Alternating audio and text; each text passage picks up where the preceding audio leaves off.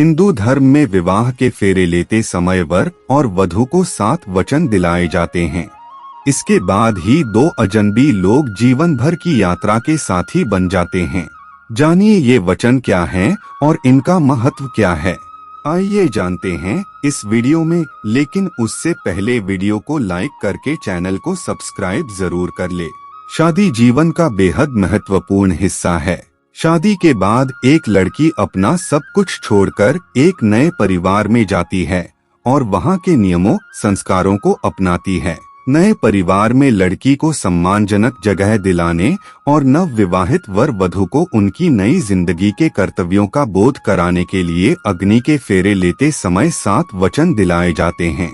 ये वचन कन्या अपने वर से मांगती है। शादी के ये 7 वचन वर और वधू दोनों को एक दूसरे के अधिकारों, कर्तव्य और अहमियत के बारे में बताते हैं। शादी के 3 फेरों में कन्या वर से आगे रहती है और 4 फेरों में वो वर के पीछे चलते हुए वचन मांगती है। इसके बाद ही ये रिश्ता बनता है और 2 लोग एक दूसरे के सुख दुख के साथी बन जाते हैं। आइए जानते हैं वो 7 वचन कौन कौन से हैं। पहला वचन। पहले फेरे में दुल्हन आगे चलती है और अपने होने वाले जीवन साथी से ये वचन मांगती है कि जब भी आप जीवन में कोई तीर्थ यात्रा, हवन, पूजा या अन्य कोई धर्म कार्य करेंगे तो वो आप मुझे अपने साथ रखेंगे। दूसरा वचन। दूल्हे से दूसरा वचन दुल्हन लेती है कि मैं जिस तरह से अपने माता पिता का सम्मान करती आई हूँ, उसी तरह से आपके माता पिता और परिजनों का सम्मान करूंगी। घर की मर्यादा का ध्यान रखूंगी, लेकिन मेरी ही तरह आप भी मेरे माता पिता का सम्मान करेंगे और घर परिवार को अपना मानेंगे तो मैं आपके बाएं यानी वामांग आना पसंद करूंगी। तीसरा वचन। तीसरे फेरे में दुल्हन दूल्हे से ये वचन लेती है कि मैं जीवन की तीनों अवस्थाओं, युवावस्था, प्रौढ़ावस्था, वृद्धावस्था में आपका साथ निभाऊंगी। अगर आप भी मुझे ऐसा वचन देते हैं तो मैं आपके वामांग आना चाहूंगी। चौथा वचन।